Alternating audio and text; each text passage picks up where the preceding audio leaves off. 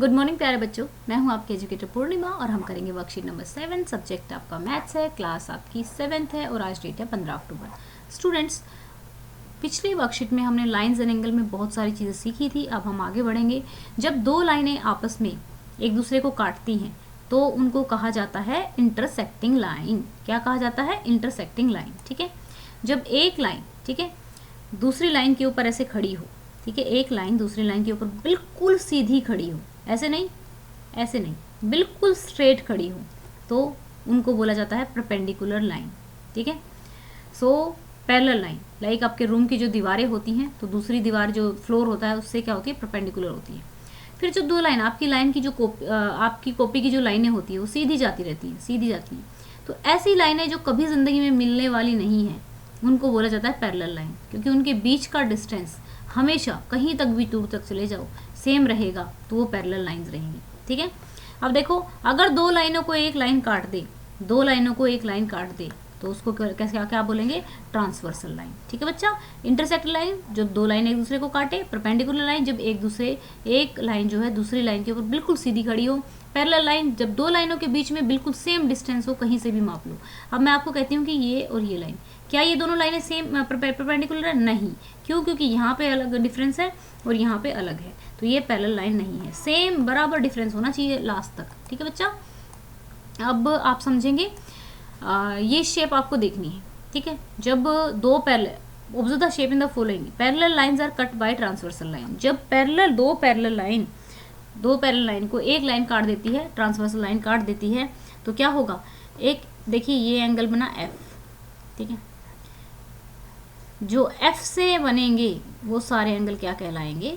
Corresponding angles. क्या कहलाएंगे? Corresponding angles. क्या कहलाएंगे? Corresponding, equal and corresponding angle, यानी कि ये सारे एंगल क्या होंगे? इक्वल होंगे। Also in F shape sum of interior angle, यानी कि इस एंगल का और इस एंगल का सम क्या होगा? Same side of transversal line is 180 degree. क्या होगा? 180 डिग्री होगा। अब द एंगल जेड, जो एंगल बना रहे हैं जेड की शेप, ठीक है, ये शेप बना रहे हैं जो, ठीक है, दिस एंड दिस, तो ये हमारे कहलाएंगे क्या? Alternate interior angle. ओके बच्चा, so are equal in case of parallel line. ये और ये क्या होगा? इक्वल होगा। अगर ये 35 डिग्री है तो ये भी 35 डिग्री होगा। ओके, अब जो x से कटते हैं, ये इस तरीके से x बन के कटते हैं, तो ये वाला एंगल, ठीक है, वन एंगल और टू एंगल इक्वल होगा, 3 एंगल और 4 एंगल इक्वल होगा। ठीक है, वर्टिकल अपोजिट एंगल कहा जाएगा। तो चलिए अब कर लेते हैं क्वेश्चन। तो आप मुझे बताइए, the pair of corresponding angle आपको बताना है। तो चलो क्या कर लेते हैं, यहाँ पर बना लेते हैं हम, क्या f बना लेते हैं भाई। कोरस्पॉन्डिंग एंगल के लिए क्या बताया है? f बताया है ना आपको। क्या बताया बेटा? f बताया है। तो इसी तरीके से आपको बना लेना है ये। तो यहाँ पे आप लिखेंगे एंगल 1 और 5। ठीक है, एंगल 1 और 5 लिख देंगे। ठीक है, आपको किस तरीके से लिखना है, थोड़ा अच्छे से लिखेंगे आप लोग प्रॉपरली। Angle 1 and angle 5। ठीक है, फिर और आपको लिखना है पेयर ऑफ कोरस्पॉन्डिंग एंगल में क्या क्या लिखेंगे? Angle 2 and 6। ठीक है, एंगल 6, फिर एंगल 3। तो स्टूडेंट्स देखिए, यहाँ पर फिर हमारा 2 और 6 हो जाएगा, एंड 2 एंड 6 हुआ, 1 एंड 5 हुआ, तो उसी तरीके से 4 एंड 8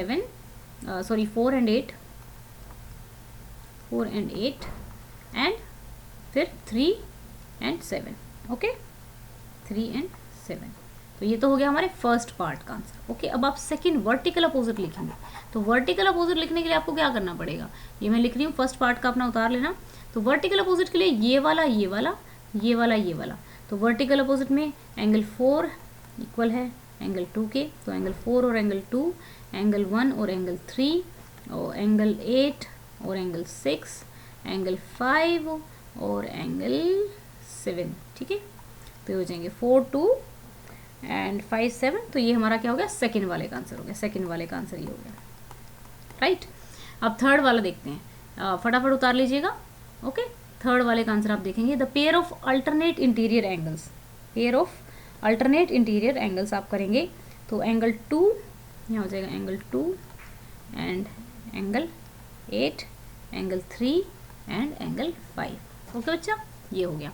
अब देखिए क्वेश्चन नंबर 3 जल्दी हो जाएगा हमारा। तो the pair of interior angle on the same side of transversal line, ठीक है, ये कर देंगे। ये हमारा यानी जो ट्रांसवर्सल लाइन है उसके साइड में सेम में जो है एंगल 2, एंगल 5 और एंगल 3, एंगल 8 ये आ जाएगा, ठीक है, इस वाले में, लास्ट वाले में।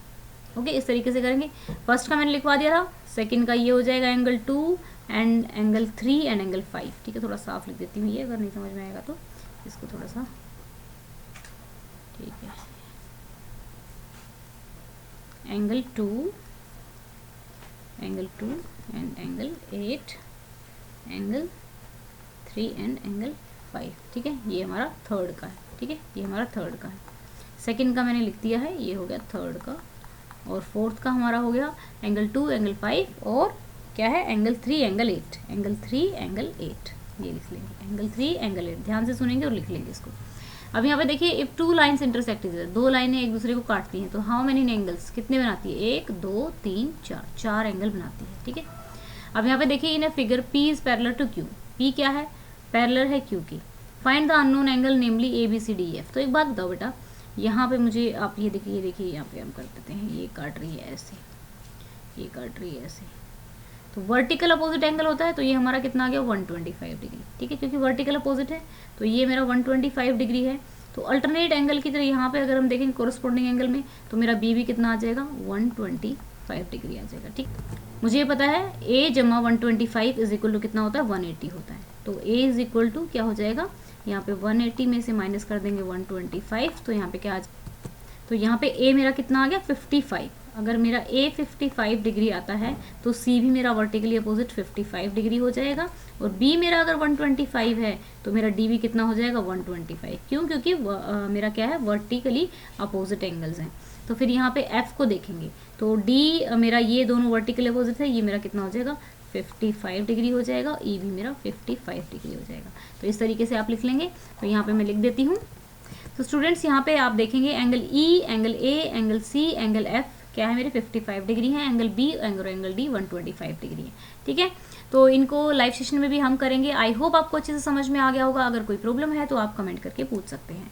ओके, तो इस वीडियो का टारगेट रखते हैं हम कितना, हम 500 लाइक्स का इस वीडियो का टारगेट रखते हैं। और हमारा दूसरा जो टारगेट है वो आपको पता ही है कि हम चाहते हैं कि हमारी जूम एजुकेशन फैमिली जो है 100K हो जाए इस मंथ के एंड तक। तो उसके लिए आप वीडियोस को शेयर कर सकते हैं और जल्दी से जल्दी इन सब्सक्राइबर को पूरा करा सकते हैं। Thank you, have a nice day, may God bless you.